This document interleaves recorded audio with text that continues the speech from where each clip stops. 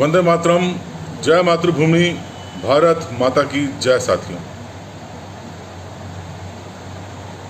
यहाँ वीरांगनाएं वीर पुरुषों से भी आगे हैं। निश्चित रूप से भारतीय आज़ादी की लड़ाई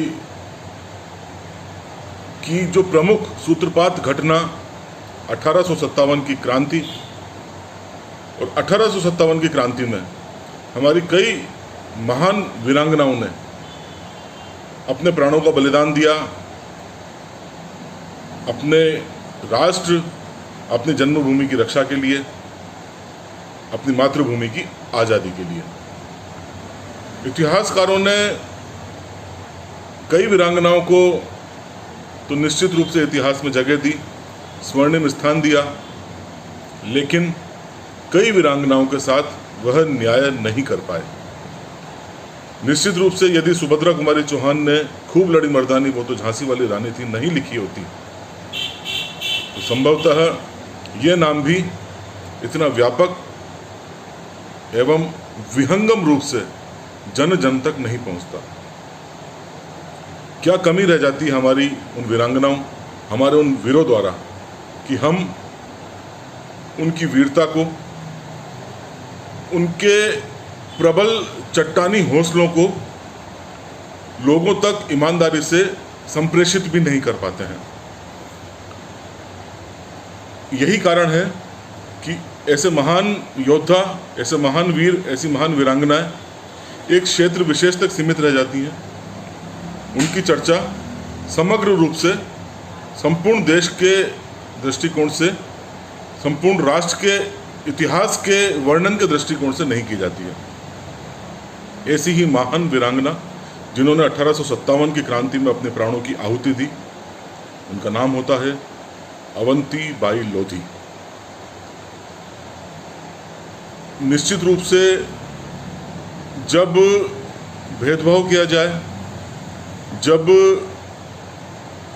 अपेक्षाकृत कम महत्व दिया जाए, तो कहा जा सकता है कि पिछड़े वर्ग की होने की वजह से कदाचित अवंतीबाई लोधी को वह सम्मान नहीं दिया गया जो अन्य वीरों को दिया गया इतिहासकारों द्वारा।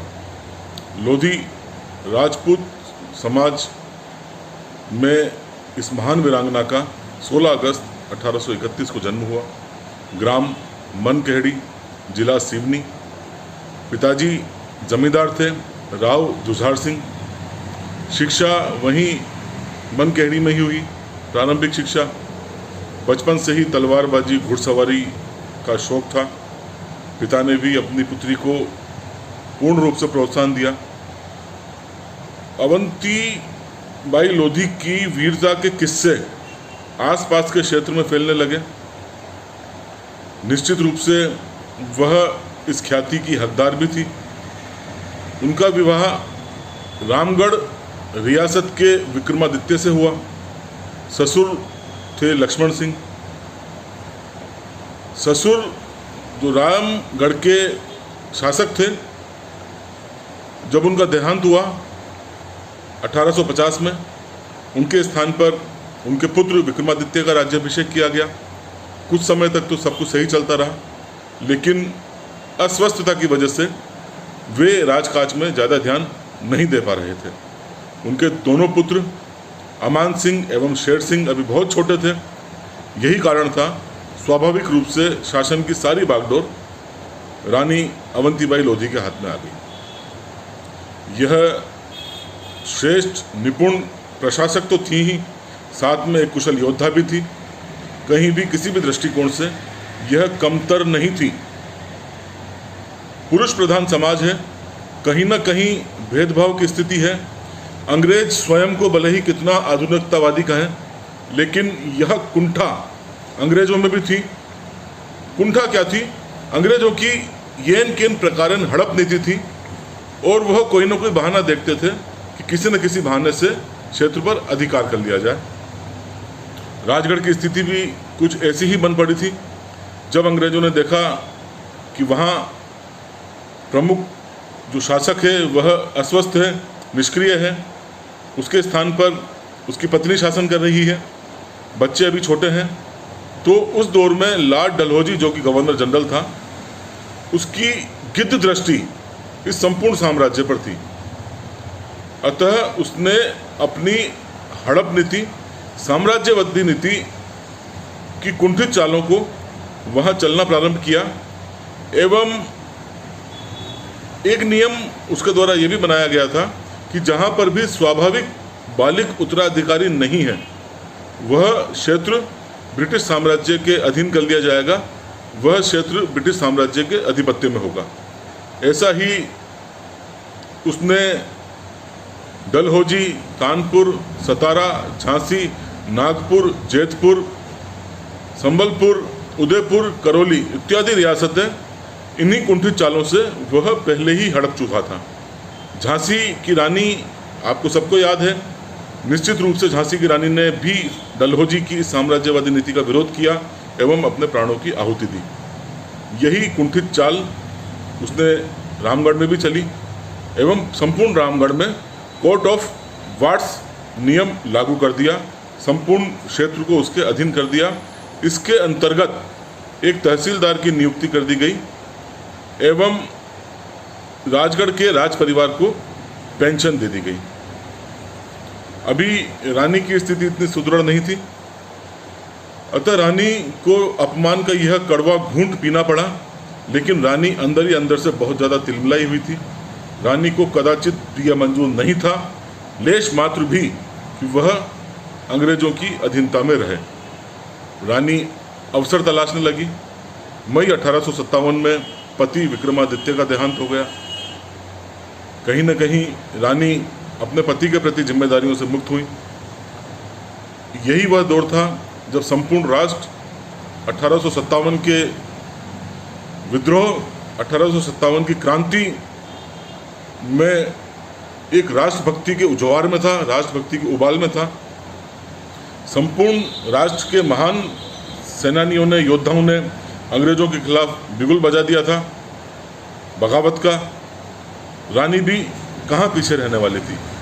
अतः रानी ने स्वतंत्रता संग्राम में खुलकर भाग लेने का निश्चित किया।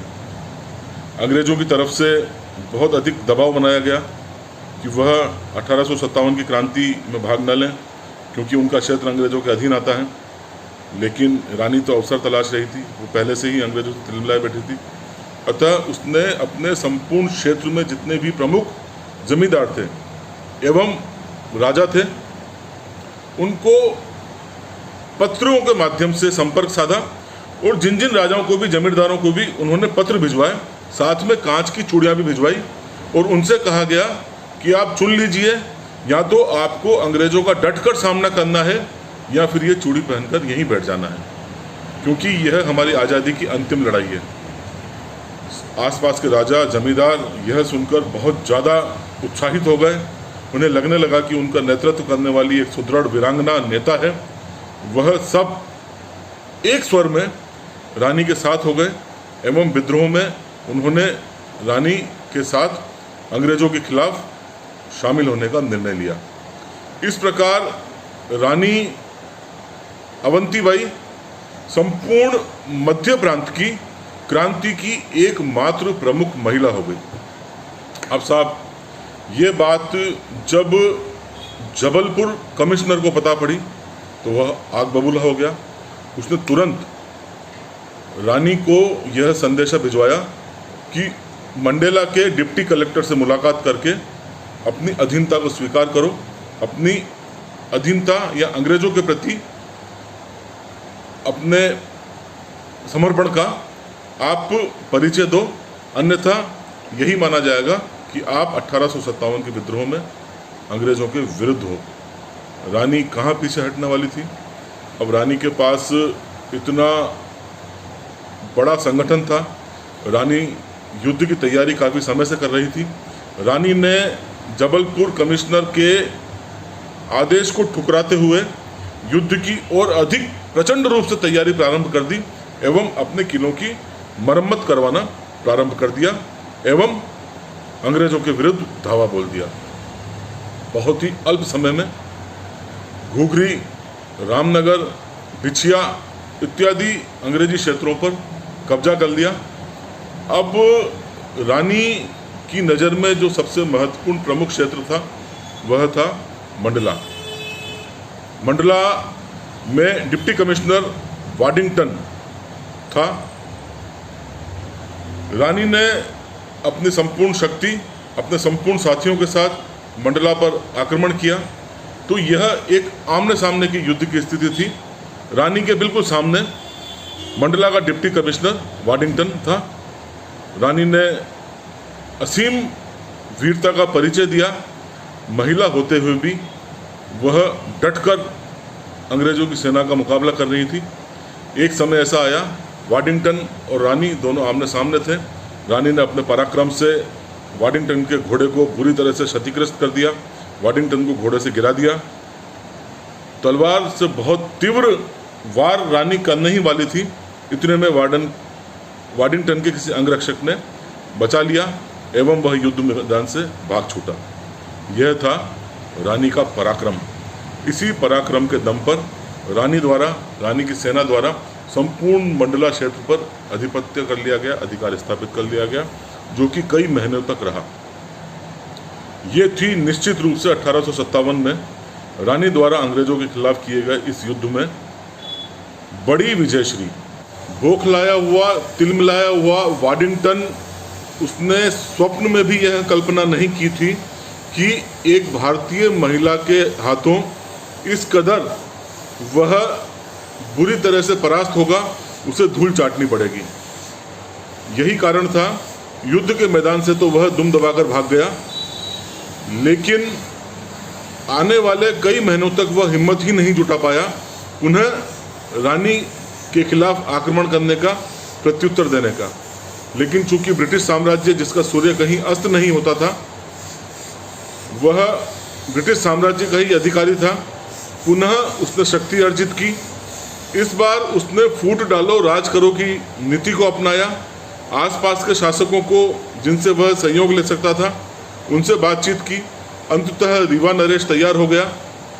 उसके साथ मिलकर उसने संपूर्ण ताकत के साथ एक बार पुनः रानी पर आक्रमण कर दिया। रानी भी मुस्तैद थी, पूरी तरह से तैयार थी। अपनी सेना के साथ उसने बहादुरी के साथ सामना किया। अंततः जब रानी ने देखा कि वह थोड़ी कमज़ोर पड़ रही है, अतः उसने देवहारगढ़ की पहाड़ियों की तरफ जाना मुनासिब समझा, ताकि वहाँ से और अधिक शक्ति अर्जित कर वह आक्रमण और अधिक तैयारी के साथ प्रत्युत्तर दे सके वाडिंगटन का। किंतु ज्यों ही रानी ने किला छोड़ा, पुनः रामगढ़ पर अंग्रेजों ने कब्जा कर लिया एवं किले को बुरी तरह से नेस्तनाबूद कर दिया, ध्वस्त कर दिया। एवं अब अंग्रेजों का लक्ष्य था किसी भी प्रकार रानी को खोजना। अतः रानी मुखबिरों के द्वारा पता पड़ गया अंग्रेजों को किस तरफ गई हैं। अतः देवहारगढ़ की तरफ पूर्ण सेना के साथ वाडिंगटन भी रानी को खोजते खाजते पहुंच गया। एक बार पुनः रानी और वाडिंगटन आपस में आमने सामने थे। अंग्रेजों द्वारा रानी को कई प्रलोभन दिए गए, आत्मसमर्पण के लिए कहा गया, यहाँ तक कहा गया कि एक बार पुनः अधीनता स्वीकार कर लो तो आपको आपका राज्य पुनः मिल जाएगा। लेकिन रानी अब आत्मसमर्पण के लिए तैयार नहीं थी, क्योंकि रानी का स्वाभिमान उसके लिए अपनी जिंदगी से बढ़कर था। उन्हें मौत मंजूर थी, लेकिन पराजय मंजूर नहीं थी, अंग्रेजों के सामने झुकना मंजूर नहीं था। अतः रानी को अब जो ही लगने लगा कि वह नहीं बच पाएंगी, तो रानी दुर्गावती की तरह उन्होंने स्वयं को अपनी ही तलवार से अपने पेट में घोंपकर प्राणांत कर लिए एवं अपने तमाम महिला सहयोगियों को यह संदेश दिया, जिस प्रकार रानी दुर्गावती ने अपने अंग को दुश्मनों को छूने तक नहीं दिया, उससे पहले ही अपने प्राणों को खत्म कर दिया, तुम्हें भी उसी तरह से करना है। यही कारण था रानी की दासी ने भी तलवार से स्वयं घोंपकर प्राणांत कर लिया। यह दिन था 20 मार्च 1958 का। इस प्रकार रानी अवंतीबाई ने निश्चित रूप से मातृवेदी पर अपने प्राणों की आहुति देकर सर्वोच्च बलिदान दिया।